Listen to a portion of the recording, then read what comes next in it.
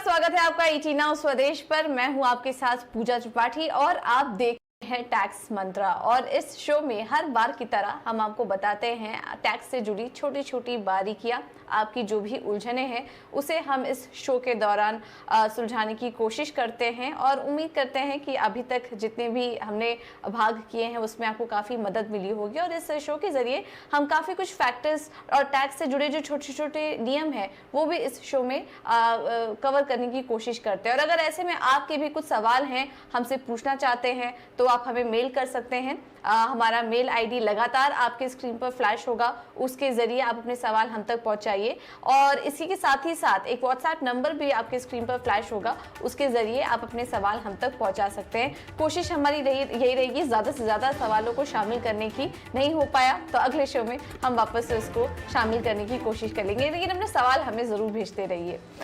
तो चलिए आज के शो की शुरुआत करते हैं। और आज हम काफ़ी इंटरेस्टिंग टॉपिक पर चर्चा करने वाले हैं। और वो इंटरेस्टिंग इसलिए है क्योंकि वो है आपके आईटीआर से जुड़ी, जिसको कि लेकर अक्सर काफ़ी कंफ्यूजन रहती है। और स्पेशली जो नए टैक्स पेयर हैं उन्हें इस चीज़ को लेकर एक काफ़ी डाउट रहता है कि हमें भरना चाहिए या नहीं भरना चाहिए, क्या मेरे लिए भरना ज़रूरी है, अगर मैं नहीं भरूं तो फिर उससे क्या नुकसान हो जाएगा। इस तरह के काफ़ी सवाल आपके मन में आते होंगे। और सरकार भी लगातार इससे जुड़े जो नियम हैं उसे कहीं ना कहीं अपडेट करती रहती है, उसमें कुछ ना कुछ बदलाव करती रहती है। तो अगर ऐसा कुछ भी होता है तो वो बदलाव भी हम आपको आज बताने जा रहे हैं।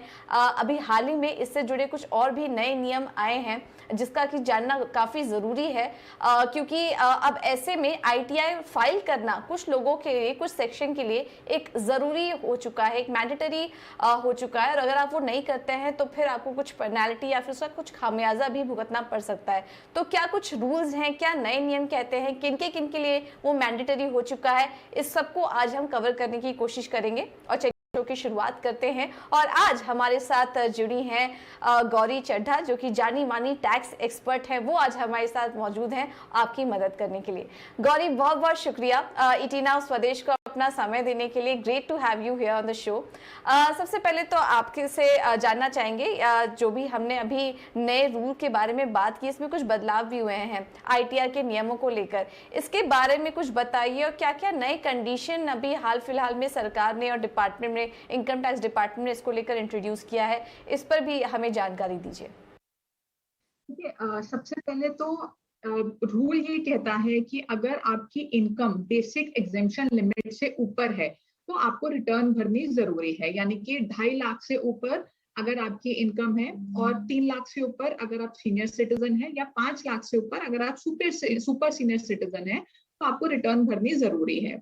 लेकिन कुछ केसेस ऐसे 2019 में सरकार ने बताए थे कि आपकी इनकम बेसिक एग्जेम्पशन लिमिट से तो नीचे है, लेकिन आप इन केसेस में फॉल करते हैं तो भी आपको रिटर्न भरनी जरूरी है।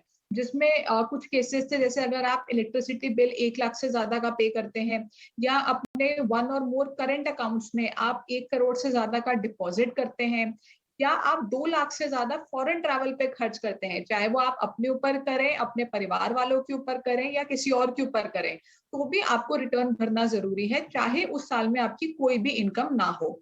तो ये मैंडेटरी किया था 2019 तक।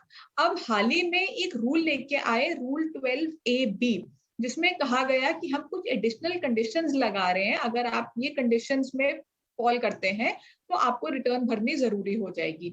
ये कंडीशंस क्या रखी गई? सबसे पहले कंडीशन रखी गई कि आपका टोटल सेल्स या टर्नओवर या ग्रॉस रिसीट्स कुछ भी कहिए 60 लाख से ऊपर है प्रीवियस ईयर में, जहां पे हम बिजनेस की बात कर रहे हैं।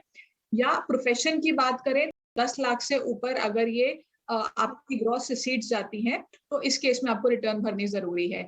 या आपका एग्रीगेट टीडीएस या टीसीएस कलेक्ट हुआ है 25,000 से ज्यादा, और ये लिमिट सीनियर सिटीजन के लिए 50,000 है, तो उस केस में भी आपको रिटर्न भरनी जरूरी है। और एक और कंडीशन बताएगी कि अगर आपने सेविंग्स अकाउंट में 50 लाख से ज्यादा का डिपॉजिट किया है तो आपको रिटर्न भरनी जरूरी हो जाती है। तो इन सारी कंडीशंस में 2019 की मिला लीजिए, 2022 की मिला लीजिए, इन सब में से कहीं भी अगर आप फॉल करते हैं और आपकी इनकम बेसिक एग्जेम्पशन लिमिट से नीचे भी है तो भी आपको रिटर्न अपनी भरनी अब जरूरी होती है। ओके, तो देखिए यहाँ पे कुछ नियम की बात की हमने, बिजनेस प्रोफेशंस के बारे में भी हमने आपको बताया कि अगर आप बिजनेस में हैं तो अगर आपकी टोटल सेल या टर्नओवर या फिर ग्रॉस रिसिप्ट 60 लाख से एक्सीड कर ली जाती है बिजनेस के केस में, तो फिर ये मैंडेटरी हो जाएगा आपके लिए। प्रोफेशन में भी किस तरह के नियम है ये भी हमने आपको बताया।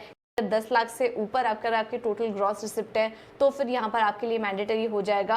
और टीडीएस और टैक्स डिडक्शन एट सोर्स और tax collected at source, TDS और टीसीएस, अगर इसको लेकर भी कुछ नियम आए हैं। अगर पिछले साल 25,000 से 25,000 या उससे ज़्यादा हो जाते हैं, और अगर यहाँ पर एज लिमिट भी, जैसा कि अभी गौरी आपको बता रही थी, एज का भी फैक्टर ध्यान में रखिए। 60 साल से अगर कम की उम्र है आपकी तो फिर ये आपके लिए मैंडेटरी हो जाएगा। तो ये कुछ तमाम नियम हमने आपको बताए। अब गौरी, बार फिर से हम जानना चाहेंगे सेविंग अकाउंट को लेकर क्या रूल है डिपॉजिट के केस में, जैसे कि आप अभी थोड़ी देर पहले बता रही थी। तो इस केस में अगर क्या पर्सन वो रिटायर हो चुका है और उसके पास कुछ अकाउंट्स है, अकाउंट में कुछ फिक्स्ड कुछ सेविंग्स उसके पड़े हुए हैं, तो भी क्या उसको यहाँ पर आईटीआर फाइल करना पड़ेगा उस केस में? क्योंकि अभी आपने एज फैक्टर की भी बात की कि उम्र अगर 60 साल से ज़्यादा हो या फिर 60 साल से कम हो, तो उस केस में क्या नियम लगते हैं? देखिए, मैं क्लैरिफाई कर दूं कि जो सीनियर सिटीजन और नॉन सीनियर सिटीजन की मैंने बात की, वो मैंने बात की टीडीएस और टीसीएस को लेकर के। तो अगर आपका टीडीएस या टीसीएस 25,000 से ज्यादा डिडक्ट या कलेक्ट हुआ है तो आपको रिटर्न भरनी जरूरी है अगर आप नॉन सीनियर सिटीजन हैं। और ये लिमिट सीनियर सिटीजन के लिए हो जाती है 50,000 रुपए।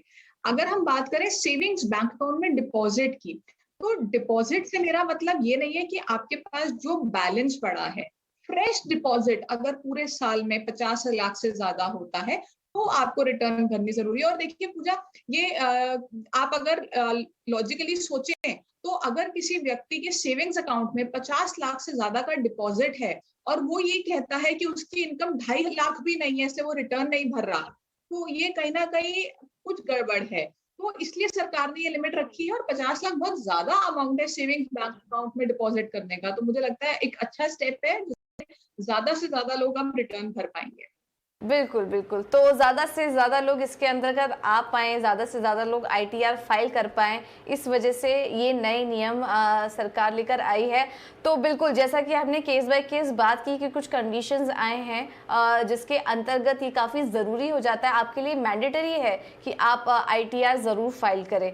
तो फिर गौरी, फिर आपसे ये भी समझना होगा कि अगर मान लीजिए उन्हें ये जानकारी नहीं है और वो आईटीआर फाइल नहीं कर पाए, तो उस केस में वो क्या कर सकते हैं? क्या कुछ पेनाल्टी उनको देनी पड़ सकती है, या फिर क्या कुछ टाइमलाइन है इससे जुड़ा जिसके अंडर में इतने समय तक वो अपना आईटीआर फाइल कर दें?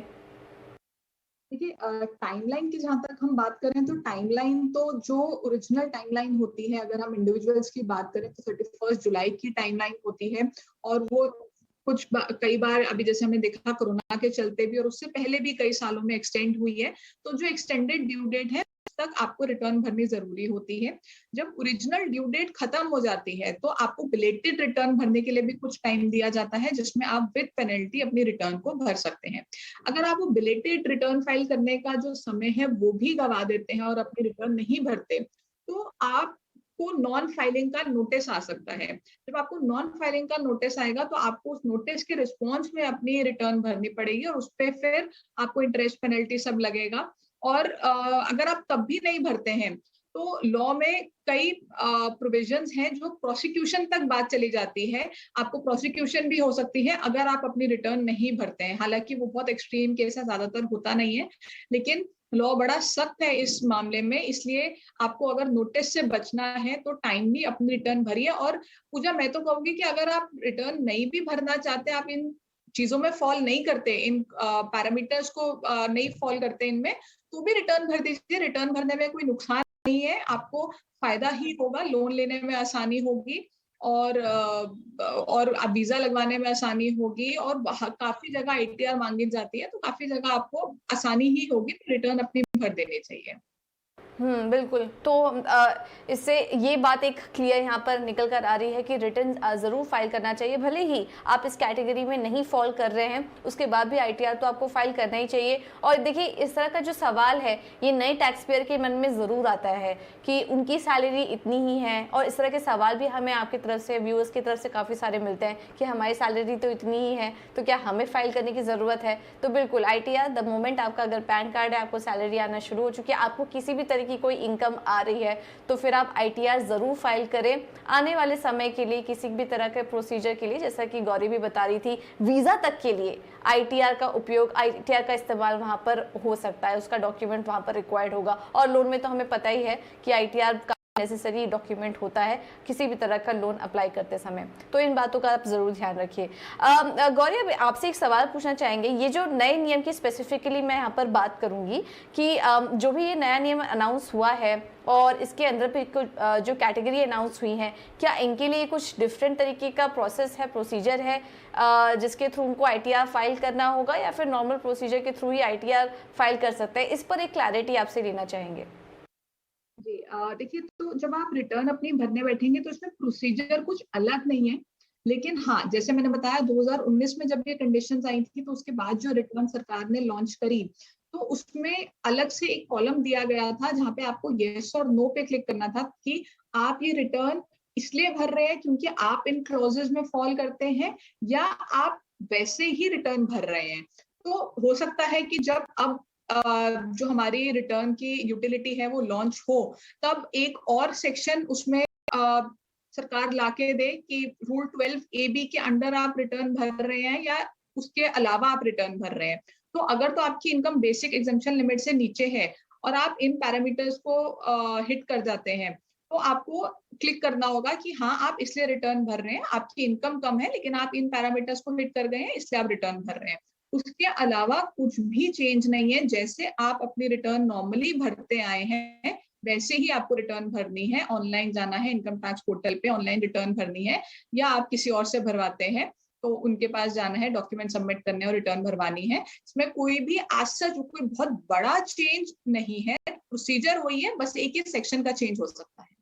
ठीक है, तो ये एक ही सेक्शन है जिसमें कि ये चेंजेस आया है, लेकिन ये जो भी कैटेगरी हमने आपको बताई है, इसे प्लीज़ कहीं लिख लीजिए, नोट डाउन कर लीजिए, क्योंकि अब ये मैंडेटरी हो चुका है। और अगर आप इस कैटेगरी में फॉल करते हैं और अगर आपने आईटीआर नहीं भरा है, तो उस केस में यहाँ पर कुछ पेनाल्टी आपको हो सकती है, आपको नोटिस भी मिल सकता है इनकम टैक्स डिपार्टमेंट की तरफ से। तो इन सब चीज़ों से बचने के लिए ये ज़रूरी है कि आप अपना आईटीआर टाइमली फाइल कर लें। वैसे तो ये हर किसी को करना चाहिए, बट ये जो सेक्शंस यहाँ पर कुछ प्रोविजंस हमने बताए हैं, इसके थ्रू ये अगर आप इसमें फॉल होते हैं, इस कैटेगरी में फॉल होते हैं, तो फिर यहाँ पर काफ़ी ज़रूरी हो जाता है आईटीआर फाइल करना। तो चलिए, ये तो कुछ एक नया नियम था जो कि हमने आपको बताया, आपके सामने रखा, और इसका आप ज़रूर ध्यान रखिए। अब शुरू करते हैं सवाल जवाब का सिलसिला भी, और आपके भी हमें काफ़ी सारे सवाल मिले हैं, और इस बीच अगर आपके भी कुछ सवाल हैं तो हमने शो की शुरुआत में ही आपको बताया था, आप हमसे पूछ सकते हैं। मेल आईडी के जरिए आप अपने सवाल हमें भेज सकते हैं, व्हाट्सएप और फोन लाइन भी हमारी खुली हुई है, आप उसके जरिए भी अपने सवाल हम तक पहुंचा सकते हैं।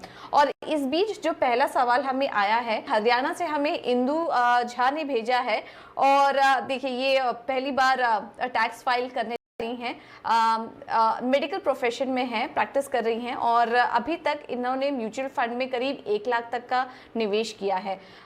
तो इनके लिए किस तरह का आईटीआर फॉर्म सूटेबल रहेगा, ये जानना चाह रही हैं। और गौरी, मैंने देखा है ये कन्फ्यूजन अक्सर रहता है, क्योंकि जब हम आईटीआर फाइल करने जाते हैं, काफ़ी सारे फॉर्म वहाँ पर मेंशन होते हैं, आईटीआर 1, 2, 3। तो ऐसे में जो नया टैक्स पेयर है, जो खुद से फाइल करने जा रहा है, उसको थोड़ी कन्फ्यूजन रहती है इस चीज़ को लेकर। इस पर भी क्लैरिफाई करिए कि क्या करना चाहिए, और इंदु को भी आप क्या सजेस्ट करेंगी, क्योंकि म्यूचुअल फंड में भी इनका निवेश है, जैसा कि ये बता रही हैं, और मेडिकल प्रोफेशनल है, प्रैक्टिस कर रही हैं। तो क्या सुझाव देंगी इंदु को यहाँ पर आप? जी, पूजा, मैं सवाल का जवाब इस तरह से देती हूँ कि हमारे ज्यादातर व्यूअर्स का जो डाउट है वो क्लियर हो जाए, तो मैं दोनों तरीके से बता देती हूँ। पहले तो हम बात कर लेते हैं कि अगर ये सैलरीड होती और इनकी इनकम 50 लाख से कम होती, तो इनको आईटीआर 1 भरनी होती। लेकिन क्योंकि आपने कहा कि ये प्रैक्टिस में, यानी कि ये अपना काम कर रही है, या ये किसी हॉस्पिटल के साथ भी जुड़ी हूँ और कॉन्ट्रैक्चुअल पे हो, इन दोनों ही केसेस में इनको ITR 3 भरनी होगी, जिसमें ये प्रॉपर अपना प्रॉफिट एंड लॉस अकाउंट और बैलेंस शीट बना के रिटर्न को फाइल करेंगी। लेकिन क्योंकि ये प्रोफेशनल है, मेडिकल प्रोफेशनल है, तो इनके लिए एक और सेक्शन बना है 44 ADA। अगर ये चाहें, जरूरी नहीं है कि उनको इस सेक्शन में जाना है, लेकिन अगर ये चाहें तो ये 44 ADA का इस्तेमाल कर सकती है। अगर इनकी रिसीट 50 लाख से कम है तो इस सेक्शन में आपको आपका बैलेंस शीट और प्रॉफिट एंड लॉस अकाउंट बनाने की कोई जरूरत नहीं होती। आप सिर्फ अपना जो प्रॉफिट है वो 50% ऑफ द ग्रॉस रिसीट से ज्यादा दिखा के इस रिटर्न को भर सकते हैं। ये रिटर्न भरनी बहुत आसान है, इसके लिए आपको ITR 4 को चूज करना होगा। तो अगर आप सैलरीड हैं, आपके लिए हो गई ITR 1। अगर आप लॉस और बैलेंस शीट बना रहे हैं तो आपके लिए हो गई ITR 3। और अगर आप प्रिजम्पटिव सेक्शन 44 ADA का इस्तेमाल कर रहे हैं तो आपके लिए हो गई ITR 4। अब बात करते हैं कि आपने म्यूचुअल फंड्स का जिक्र किया कि इन्होंने इन्वेस्टमेंट की है म्यूचुअल फंड में। तो जो आपने इन्वेस्टमेंट की है म्यूचुअल फंड में, इससे फॉर्म पे कोई असर नहीं पड़ेगा। आपको कहीं भी ये दिखाने की जरूरत नहीं है कि आपने 1 लाख की इन्वेस्टमेंट की है म्यूचुअल फंड में। आपको ये दिखाना तब होगा जब आप इस म्यूचुअल फंड को बेचेंगे और आपको कोई कैपिटल गेन या लॉस होगा। तो जब आपको कैपिटल गेन या लॉस होगा तो आप अपनी रिटर्न में मोस्ट प्रोबेबली आप ITR 2 या 3 भरेंगे। अगर आपको आप प्रॉफिट एंड लॉस अकाउंट बनाते हैं तो 3, और अगर आप नहीं बनाते हैं तो ITR 2 आपको भरनी होगी। और आपको उसमें दिखाना होगा कि आपने ये परचेज किए थे म्यूचुअल फंड्स इस साल में बेचा, इतना प्रॉफिट हुआ या इतना लॉस हुआ, और उसका पूरा हिसाब आपको रिटर्न में देना होगा। तो अभी फिलहाल के लिए आप म्यूचुअल फंड्स को भूल जाइए, क्योंकि आपकी सिर्फ इन्वेस्टमेंट है, कोई सेल नहीं है। आपको देखना है कि आप मेडिकल प्रोफेशनल है, प्रैक्टिस में है, तो आपको आइदर ITR 3 चूज करनी है या 4 चूज करनी है, डिपेंडिंग अपॉन कि आपकी इनकम कितनी है। अगर आपकी इनकम 50 लाख से नीचे है, मैं आपको सजेस्ट करूंगी कि ITR 4 में 44 ADA सेक्शन में रिटर्न भरिए। बहुत आसान है, आप खुद भी भर पाएंगे और थोड़ी सी आसानी आपको होगी रिटर्न भरने में। ओके, चलिए इंदु जी, बहुत ही क्लैरिटी के साथ और बहुत ही आसान भाषा में गौरी आपने समझाया, और उम्मीद है इंदु को इस पर क्लैरिटी भी मिली होगी। चलिए अब अगला सवाल ले लेते हैं RK सोलंकी जी का। मैं रिटायर्ड सरकारी कर्मचारी हूँ, मेरे पास 40 लाख की FD है और करीब 3 लाख सेविंग खाते में है, तो अच्छा खासा इनका सेविंग है। इन दोनों पर मुझे ब्याज भी मिल रहा है। मैं FD तोड़कर कहीं और निवेश करने की सोच रहा हूँ, सलाह दीजिए, और मुझे कितना टैक्स देना पड़ सकता है, इस पर भी ये जानकारी लेना चाह रहे हैं। गौरी, आपकी राय क्या होगी इनको? देखिए, सबसे पहले तो इनको ये बता दूं कि जो आपको टैक्स देना है वो आपको जो आपको FD से इंटरेस्ट या सेविंग से इंटरेस्ट आ रहा है उस पे देना है। आप क्योंकि रिटायर्ड हैं तो मैं समझ पा रही हूँ आप सीनियर सिटीजन होंगे, तो आपको एक डिडक्शन मिलेगी 50,000 रुपए की अंडर सेक्शन 80TTB। और अगर आप सीनियर सिटीजन ना होते तो आपको सिर्फ 10,000 की डिडक्शन मिलती अंडर 80TTA, जिसमें आपका सेविंग्स का इंटरेस्ट माफ होता। लेकिन क्योंकि आप सीनियर सिटीजन हैं तो सेक्शन 80TTB में 50,000 की डिडक्शन आपको मिलेगी, जिसमें आप ये FD का इंटरेस्ट भी इंक्लूड कर सकते हैं, सेविंग्स का इंटरेस्ट भी इंक्लूड कर सकते हैं, और कोई भी और इंटरेस्ट आप इंक्लूड कर सकते हैं। लेकिन इसकी ओवरऑल लिमिट 50,000 ही है। तो 50,000 से ऊपर जितना भी जाएगा उस पर आपको टैक्स देना होगा। अगर आप इस FD को ब्रेक भी करते हैं तो उस पे कोई और आपको एक्स्ट्रा टैक्स देने की जरूरत नहीं है। सिर्फ जो आपने FD से इंटरेस्ट कमाया है उस पे ही आपको टैक्स देना है। अब बात आती है कि जब आप इस FD को तोड़ेंगे तो आप पूछना चाह रहे हैं कि आप इसको कहाँ इन्वेस्ट करें। तो देखिए, बहुत चीजों पे ये डिपेंड करता है कि आपकी रिस्क टेकिंग एबिलिटी कितनी है, कितने टाइम के लिए आप उसको रखेंगे, और ऐसी कुछ चीजें हैं। तो मैं आपको 1-2 ऑप्शंस दे देती हूँ जिसमें आप थोड़ी सी अपनी भी रिसर्च करिएगा, क्योंकि आप अपने सारे जिंदगी की जमा पूंजी लगाएंगे तो किसी ऐसे इंस्ट्रूमेंट में लगाइएगा जहां से आप जल्दी उस पैसे को निकाल सकें। तो आप मंथली जो post office monthly saving scheme होती है वहां पे इन्वेस्ट कर सकते हैं, NSE में इन्वेस्ट कर सकते हैं, और म्यूचुअल फंड्स एक बहुत अच्छा तरीका है इन्वेस्ट करने का। लेकिन म्यूचुअल फंड्स में आपको थोड़ा सा देखना ये होगा कि आप कौन से फंड में इन्वेस्ट करें, क्योंकि आप अगर आप प्योर इक्विटी में जाते हैं तो क्योंकि आप रिटायर्ड हैं तो आपको प्योर इक्विटी शायद कोई सजेस्ट नहीं करेगा। तो आपको थोड़ा सा डेट इंस्ट्रूमेंट या बैलेंस्ड फंड आपको देखना होगा जहां से आपको एक ठीक ठाक रिटर्न आए और रिस्क भी कम हो। तो ये चीजें आप कंसिडर कर सकते हैं। और टैक्स इनका जो भी होगा वो डिपेंड करेगा आप कौन सी स्कीम ले रहे हैं, क्योंकि डेट का टैक्सेशन अलग होता है, इक्विटी का टैक्सेशन अलग होता है, और गोल्ड में अगर आप इन्वेस्ट करते हैं उसका टैक्सेशन अलग होता है, प्रॉपर्टी में आप इन्वेस्ट करते हैं उसका टैक्सेशन अलग होता है। तो आप पहले चूज कीजिए आप किस में इन्वेस्ट करेंगे, और उसके बाद हम आपको जरूर दोबारा से बताएंगे जहां पे आपने इन्वेस्ट किया है उसका टैक्सेशन कैसे बनता है। ऑलराइट, ठीक है। तो ये राय सोलंकी जी आपको दे दी गई है। चलिए अब अगला सवाल ले लेते हैं। ये मुंबई से पूरब जी ने हमें भेजा है। इनकी 5 साल की बच्ची है जिसके लिए सुकन्या स्कीम में निवेश करना चाह रहे हैं, सुकन्या समृद्धि स्कीम में, जिसमें कि मेच्योरिटी पर उनको 30 लाख रुपए मिले। ये टैक्स का फायदा भी लेना चाहते हैं, तो इन्हें कहाँ और कितना निवेश करना चाहिए? गौरी, अब सुकन्या समृद्धि स्कीम का तो टैक्स का फायदा मिलता ही है एटीसी के अंतर्गत, तो कितना ये निवेश करें और किस तरीके से इसके थ्रू इसका फायदा उठा सकते हैं? देखिए, सबसे पहले तो जो सुकन्या समृद्धि स्कीम है उसमें जो मैक्सिमम अमाउंट आप एक साल में इन्वेस्ट कर सकते हैं वो है 1.5 लाख रुपए, और टैक्स का बेनिफिट आपने बिल्कुल ठीक कहा, मिलता है 80C में मिलता है, और 80C की ओवरऑल लिमिट ही 1.5 लाख रुपए है।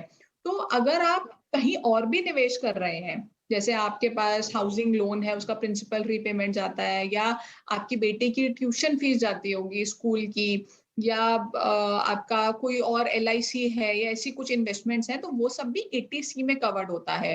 तो अगर आप सुकन्या समृद्धि अकाउंट में जमा कर रहे हैं कोई कुछ अमाउंट, तो जरूरी नहीं है कि आपको उस पूरे अमाउंट का डिडक्शन मिलेगा, और ये वैसे भी मैक्सिमम 1.5 लाख रुपए ही है। दूसरी बात ये है कि डेफिनेटली सुकन्या समृद्धि जो अकाउंट है वो एक अच्छा ऑप्शन है आपकी बेटी के लिए, लेकिन क्योंकि आपकी बेटी अभी बहुत छोटी है और हम बात कर रहे हैं कई सालों के बाद की, तो मेरी राय आपको ये होगी कि आप एक बार म्यूचुअल फंड्स को भी जरूर कंसिडर कीजिएगा, जिसमें आप ELSS फंड देख सकते हैं। अगर आपको 80C का बेनिफिट चाहिए, जो इक्विटी लिंक्ड सेविंग स्कीम होती है वो भी 80C के अंदर ही आते हैं, और उसकी रिटर्न लॉन्ग टर्म में सुकन्या समृद्धि से थोड़ी बेटर होती है, और अगर आप इनफैक्ट काफी बेटर होती है। और अगर आप 80C का फायदा नहीं लेना चाहते, क्योंकि 80C का तो फायदा आप ऑलरेडी बाकी इंस्ट्रूमेंट से कवर कर चुके हैं, तो आप कुछ और फंड्स देख सकते हैं जो नॉन ELSS फंड्स हैं जिसमें अच्छी रिटर्न आती है, तो आप उनको कंसिडर कर सकते हैं। तो मुझे ऐसा लगता है कि जब तक आपकी बेटी बड़ी होगी तो उनके पास ज्यादा कॉर्पस इकट्ठा हो जाएगा, और in comparison to Sukanya Samriddhi account. तो एक बार आप इन सारे ऑप्शंस को वे करें, और उसके बाद आपको जो ठीक लगता है उसको चूज कीजिए। ऑलराइट, तो चलिए, ये तो एक स्कीम है ही, आप अपने बच्चे के लिए सोच रहे हैं, काफ़ी अच्छी बात है, लेकिन उसके अलावा भी काफ़ी सारे ऑप्शंस अभी गौरी ने आपको बताए, क्योंकि 80C में सिर्फ 1.5 लाख तक का ही आपको फ़ायदा मिल सकता है। अगर आप और फ़ायदा लेना चाह रहे हैं तो उसके भी तरीके आपको अभी गौरी ने एक्सप्लेन किए हैं। चलिए, फिलहाल समय की कमी है, इतने ही सवालों को हम शामिल कर पाएंगे, लेकिन गौरी बहुत बहुत शुक्रिया आपका हमारे साथ जुड़ने के लिए, तमाम सवालों पर अपनी राय देने के लिए, और ये जो नया नियम आया है उस पर भी आसान भाषा में हमारे दर्शकों को उसके बारे में समझाने के लिए बहुत बहुत धन्यवाद आपका। तो चलिए, अब वक्त है गुरु मंत्र का। इस शो के दौरान जो गौरी ने जो भी हमें बताया उससे कुछ जो इम्पोर्टेंट पॉइंट्स निकल कर आए हैं, उसमें ये है कि रिटर्न फाइल करना हमेशा बेहतर होगा। अगर आपकी इनकम है नहीं है, आपको कंफ्यूजन है कि इतनी इनकम में फाइल करना चाहिए नहीं, ये सब दिमाग में मत लाइए, रिटर्न फाइल ज़रूर करिए, उसका काम काफ़ी जगह पर आपको आ सकता है। रिटर्न फाइल करते समय अपने आय का जिक्र प्रॉपरली करें, और अपनी AIS 26AS और बैंक स्टेटमेंट को अच्छी तरीके से जांच ले। ये हम अपने हर एपिसोड में हमारे दर्शकों को बताते हैं, तो इसका आप पूरी तरह ध्यान रखें और इसको बीच बीच में रिव्यू करते रहें। चलिए, इसी नोट के साथ मुझे दीजिए इजाज़त। नमस्कार।